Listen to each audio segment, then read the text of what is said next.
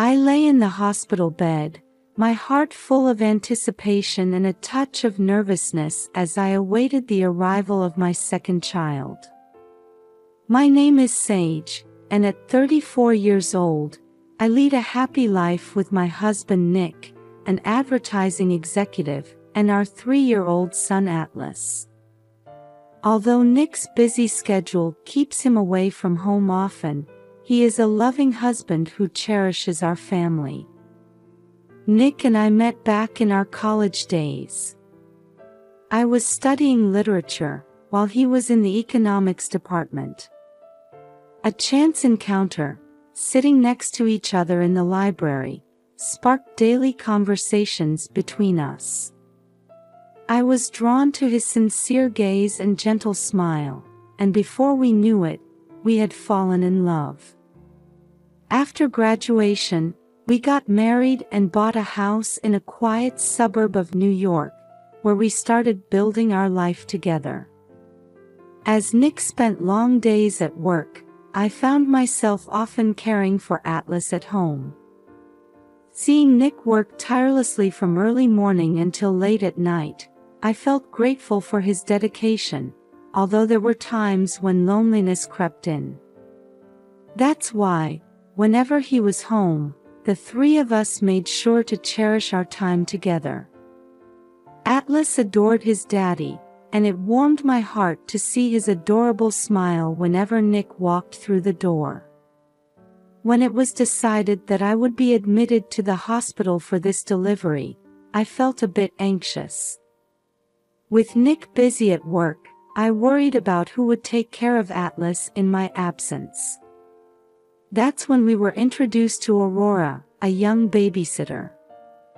Aurora had a great reputation in our community, and after having her over a few times to discuss arrangements, her cheerful and endearing personality put my mind at ease. Sage, Aurora is someone we can truly trust, Nick reassured me. I believe we can confidently leave Atlas in her care. You're right, Nick.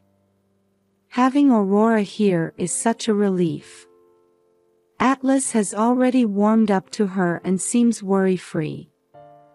Aurora, 28 years old, lives not too far from our home. With extensive babysitting experience, she has earned the trust of many families. When I first met her, she immediately connected with Atlas and brought a smile to his face. Seeing their interaction, I felt confident that I could rely on her to care for my son. Atlas, are you excited to play with Aurora? I asked. Yes, Mommy. Aurora is so nice and fun. Hearing those words from Atlas, I breathed a sigh of relief. Life in the hospital was more hectic than I had anticipated. Regular checkups, examinations, and preparations for delivery made the days fly by. Even so, I made sure to stay in touch with Nick and Atlas. Nick called every day, squeezing in time between his busy work schedule. Don't worry, Sage. With Aurora there, everything will be fine, he assured me, easing my concerns. One afternoon, as I gazed out the hospital window, the soft spring sunlight filtered through, and the green trees swayed in the breeze. Taking in the scenery, I found myself reminiscing about our college days, the time I spent with Nick. Our first meeting in the library, the walks we took around campus, and the day he proposed. Each memory was precious and dear to my heart. Just then, my cell phone rang. The screen displayed, "Home." I quickly answered, and Atlas's lively voice came through. Mommy. Today, Aurora took me to the park. It was so much fun. That's wonderful, Atlas. Just wait a little longer until Mommy comes home, okay? Okay, Mommy. I'll be fine because Aurora is with me. His words put my mind at ease. During my stay at the hospital, my thoughts were always with Atlas. Just remembering his smile, his laughter, and his little hands filled my heart with warmth. Aurora was a trustworthy babysitter, and knowing that Atlas had grown attached to her allowed me to continue my hospital stay with peace of mind. However, I had no idea that the day would come when that sense of security would be shaken. One afternoon, I was undergoing a routine checkup. The doctor told me, "Everything looks good. In just a little while, you'll get to meet your baby," filling me with joy. After the examination, I returned to my hospital room, and my cell phone rang. The screen displayed, "Home." I immediately answered. "Mommy, it's me. Please come home soon." Atlas's crying voice echoed through the phone. "Atlas? What's wrong? What happened?" I asked, my concern growing. "Please come home soon, Mommy, please." Atlas just repeated those words through his tears. "It's okay, Atlas. I'll be home soon. Is Aurora with you?" I asked desperately, but Atlas didn't respond and continued to cry. Then the call disconnected. Shaken, I immediately called Nick. "Nick, I just got a call from Atlas, and he was crying. Do you know what happened?" Nick replied calmly, "Don't worry, Sage. Aurora is with him, so everything should be fine. He probably just got a bit lonely because he misses you. But for him to cry like that, something doesn't feel right. I'm worried." I couldn't suppress my unease. "I understand. I'll check on him as soon as I finish work. But trust that Aurora is reliable. Please take care of yourself and don't overdo it." Nick tried to reassure me. That night, I couldn't sleep. Atlas's crying voice wouldn't leave my mind, and my chest felt tight. The next day, I received another similar call from Atlas. "Mommy, please come home soon. I'm begging you." Atlas's voice sounded even weaker, as if he was exhausted from crying. "Atlas, can you tell Mommy what happened?" I asked desperately. "I can't, Mommy. I absolutely can't, it's nothing, but I want to see you soon."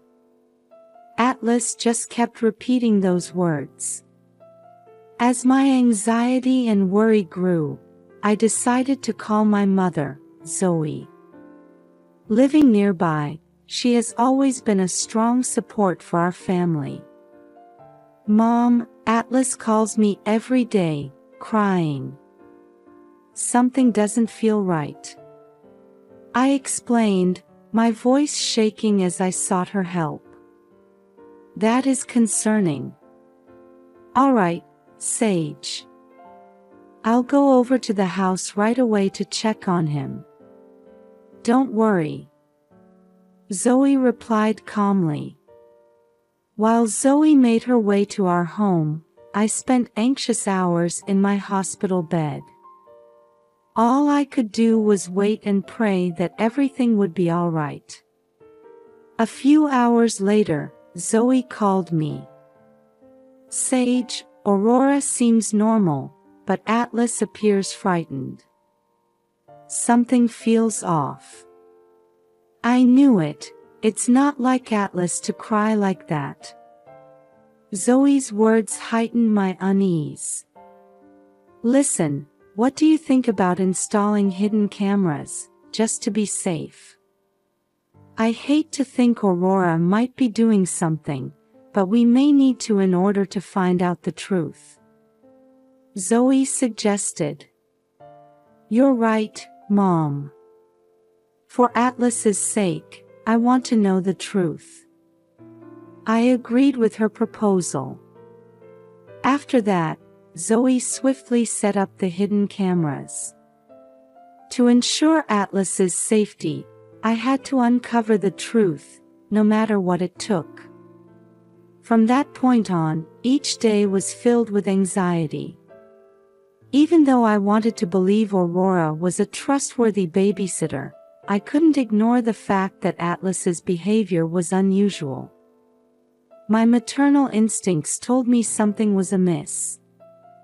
Then the day arrived to review the hidden camera footage. Sitting on my hospital bed, I prepared to watch the recordings with Zoe by my side. My heart pounded fiercely, and my hands felt clammy.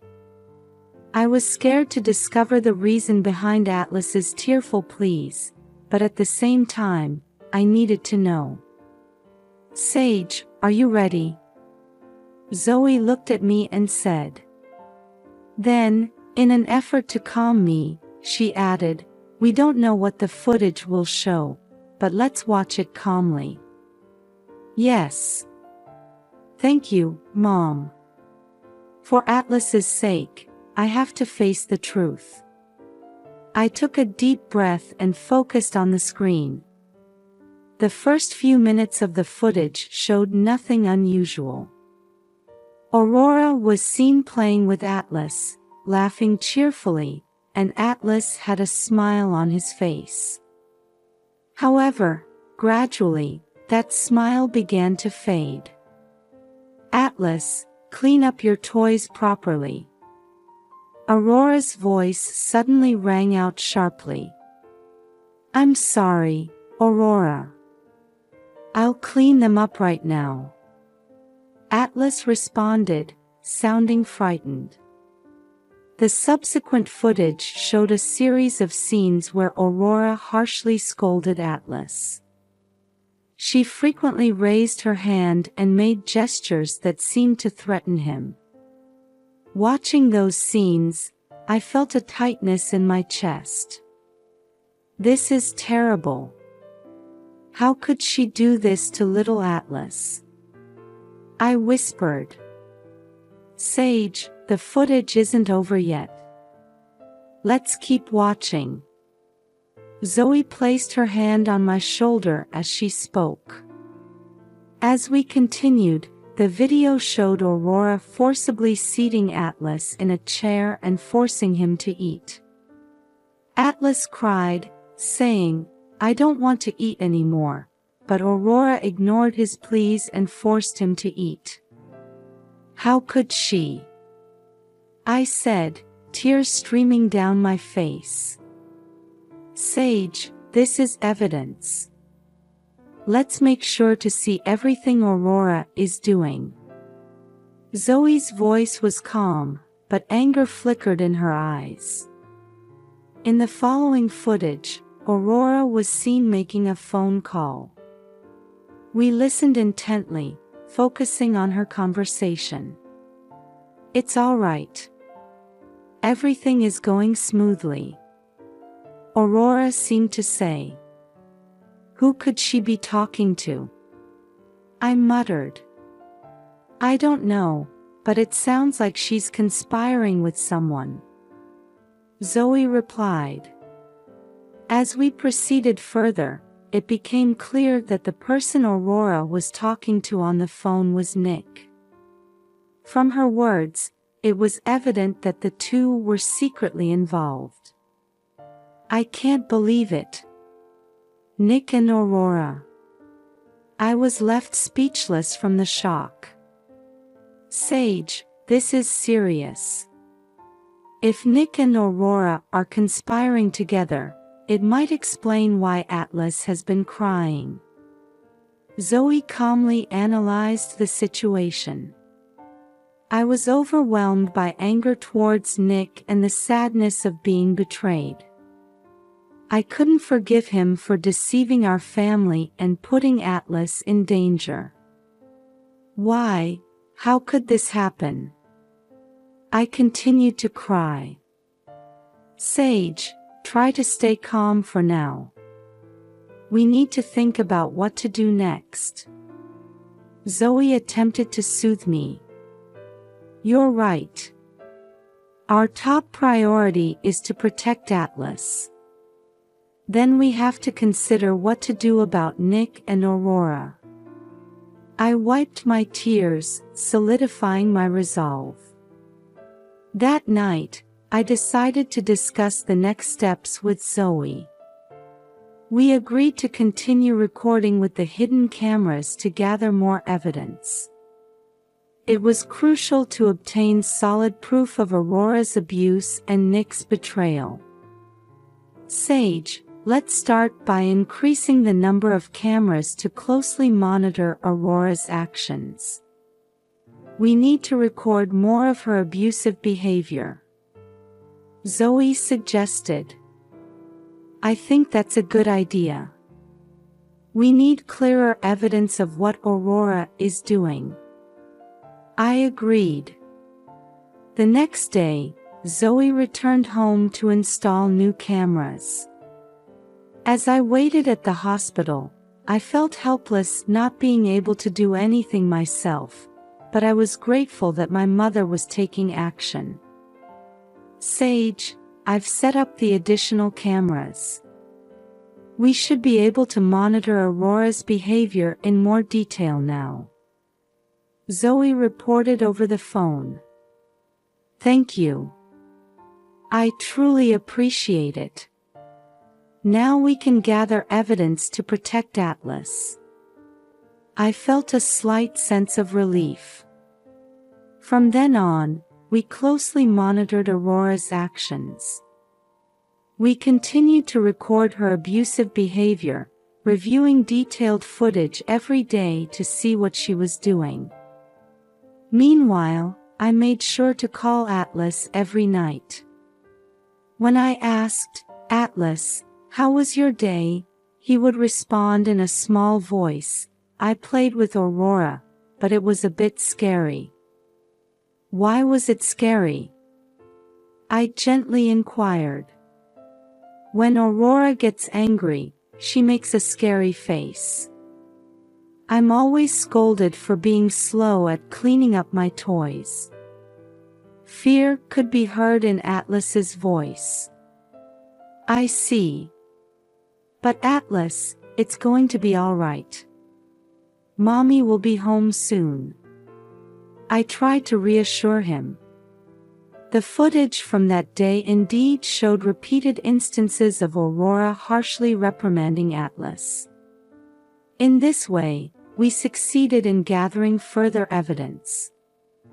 Numerous instances of Aurora's abusive behavior towards Atlas were recorded. Sage, I think we have sufficient evidence now.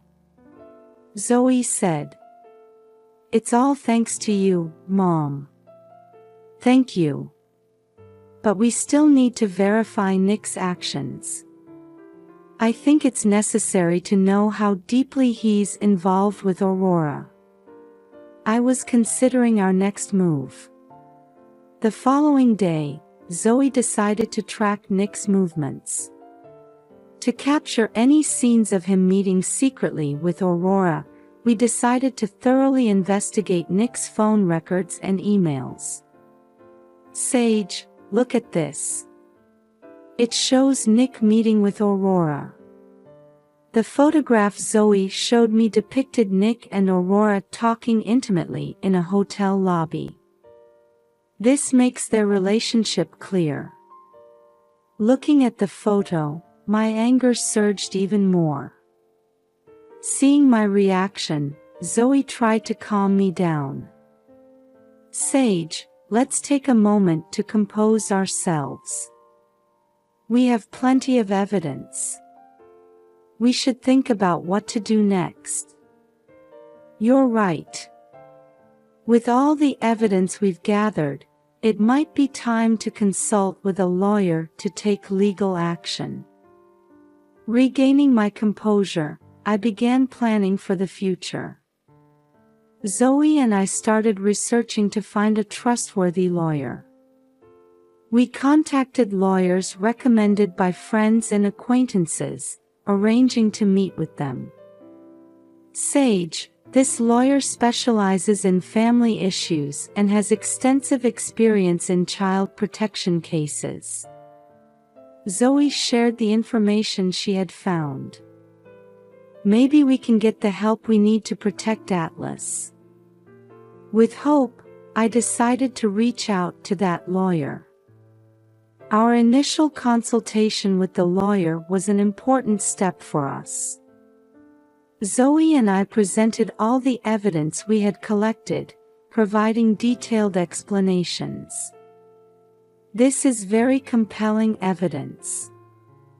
It clearly proves the babysitter's abusive actions and your husband's involvement. Based on this evidence, we can take appropriate legal measures. The lawyer said with a serious expression. Please, protect our son. I pleaded through tears. Of course. We will support you with all our resources. Let's start by applying for an emergency protective order and consider moving Atlas to a safe location. The lawyer responded assertively. Following the lawyer's instructions, we prepared the necessary documents and proceeded with the legal process. As the proceedings advanced, we gradually found hope. Zoe and I worked closely with the lawyer, frequently communicating and implementing strategies to ensure Atlas's safety. We were getting ready to take appropriate action against Aurora's abuse and Nick's betrayal. Sage, we've made a significant step forward. Zoe continued to encourage me. Thank you, Mom. I'm truly grateful to have you by my side. I couldn't have come this far on my own. I expressed my gratitude to my mother. After successfully giving birth and being discharged from the hospital, I went straight home. I was determined to confront Nick with all the evidence. Although I desperately wanted to see Atlas, I prioritized his safety and left him, along with my newborn child, in Zoe's care. I waited alone for Nick to come home. Taking deep breaths, I solidified my resolve. Anger and sadness intertwined in my heart, but I strived to maintain my composure. When Nick returned from work, he seemed surprised to find me there unexpectedly. Sage, what's going on? Did something happen? Nick asked with concern. Nick, sit down. We need to talk. I said calmly. As Nick sat on the sofa, I took out the camera and began playing the footage. Scenes of Aurora abusing Atlas, followed by Nick and Aurora's secret meetings, were revealed one after another. This is. Nick's expression showed shock and confusion. These are the evidence of you betraying our family and Aurora abusing Atlas. I spoke calmly, but my voice trembled. Sage, it's a misunderstanding. Nick stumbled over his words. A misunderstanding. You call this a misunderstanding? I pointed at the footage. This isn't a misunderstanding. This is reality. Do you have any idea how much Atlas has been suffering? Nick's face turned red, and he clenched his fists. I'm telling you it's a misunderstanding. This is all a lie, a setup. Nick shouted and threw a sofa cushion. A lie. Do you think the footage is lying? I tried to maintain my composure. At that moment, Aurora suddenly entered the house.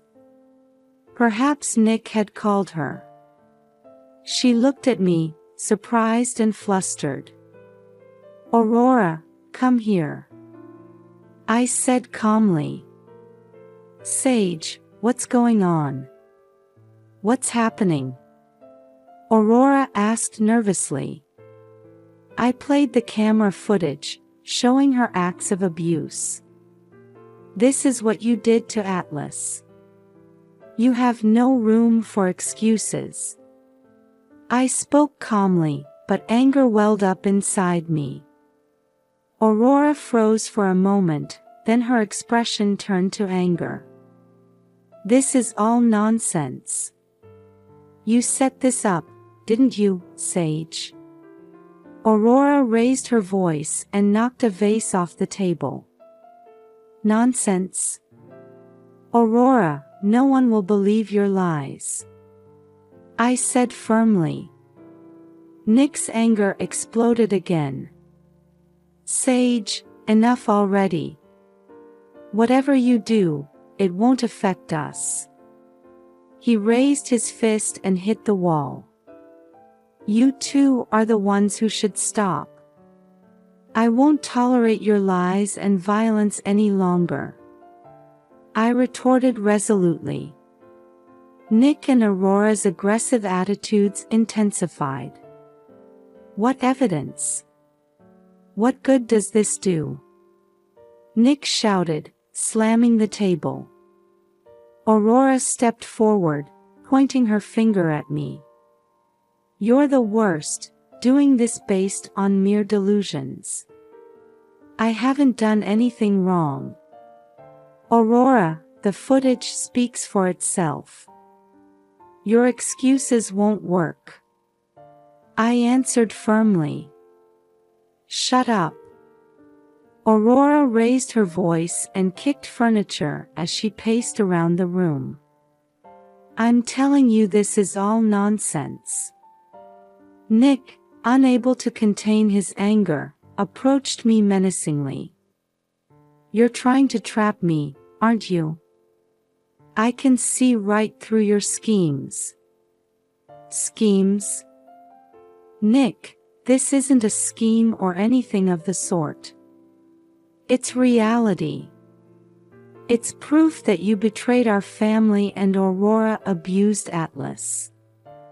I stood my ground. You'll regret making me angry. Nick clenched his fist and hit the wall again. Nick, Aurora, you don't understand the severity of your actions. I stared at them sternly. I have all the evidence. Further excuses are pointless. Aurora's face turned bright red as she screamed, "Shut up. No matter what you say, I'm absolutely not in the wrong. Aurora, it's over. Your actions deserve legal punishment," I stated coldly. Nick approached me again. Sage, backing us into a corner won't do you any good. You'll only get yourself involved. What do you mean I'll get involved? I'm fighting to protect Atlas. I glared back at him. Then, I declared resolutely. Nick, Aurora, I will now take legal action. I will never forgive your actions, for the sake of protecting Atlas. Afterward, Zoe and I proceeded with legal procedures alongside our lawyer, filing a lawsuit against Nick and Aurora. Several months later, Aurora was found guilty of abuse, and Nick's actions were made public, resulting in societal sanctions against him. Sage, Atlas's safety is finally secured.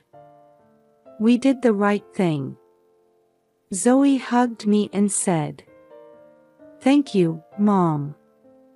Having you by my side gave me such strength.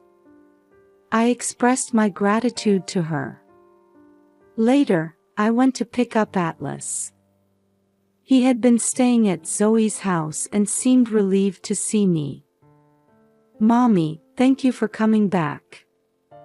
Atlas hugged me, tears welling up in his eyes.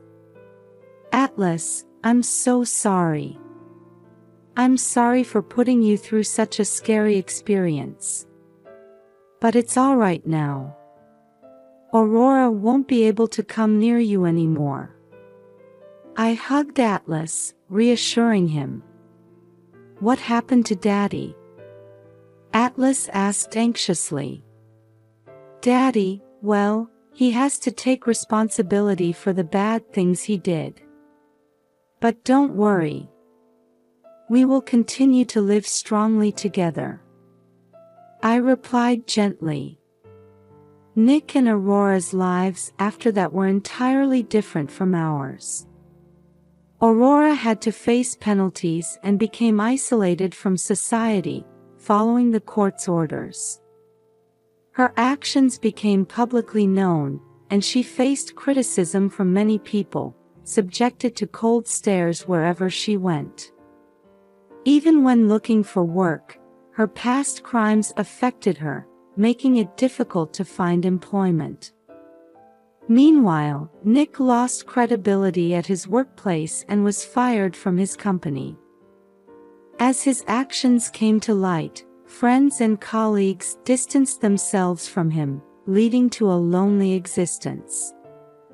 He spent his days consumed by regret. In his new apartment where he started living alone, Nick gazed at old photographs. The photos depicting happy times with his family now felt like a distant past to him. He picked up a photograph and let out a deep sigh. Ah, what have I done?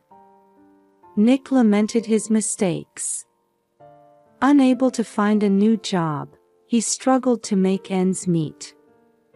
Realizing how much his past actions had derailed his life, he led a solitary existence. One day, while walking in the city, Nick unexpectedly ran into Aurora. They looked at each other, initially surprised, then their expressions shifted to something more complex. Aurora, Nick said in a low voice. I never thought we would end up like this. You're right. But this was our fate. Aurora replied calmly. Her words lacked the warmth they once held. The two stood in silence for a while, then began walking their separate paths.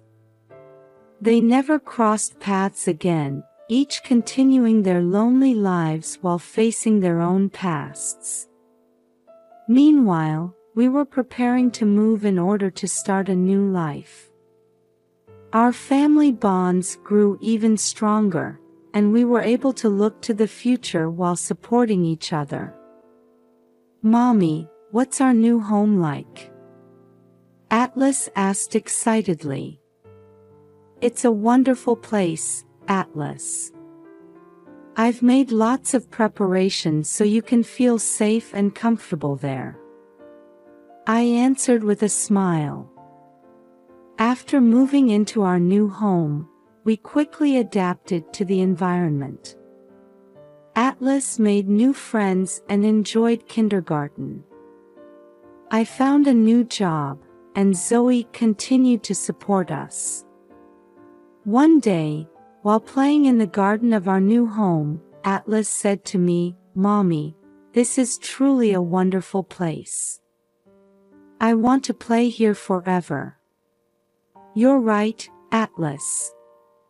Let's create plenty of happy memories here. I replied with a smile. We began cherishing the small joys of daily life while enjoying our new existence. The bonds within our family deepened further, and we continued moving forward towards the future,